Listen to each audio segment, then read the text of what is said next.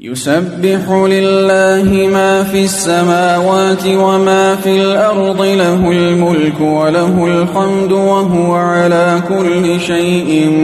قدير هو الذي خلقكم فمنكم كافر ومنكم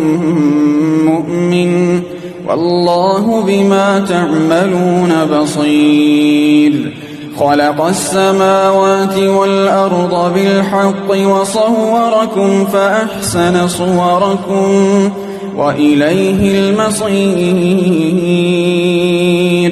يعلم ما في السماوات والأرض ويعلم ما تسرون وما تعلنون والله عليم بذات الصدور ألم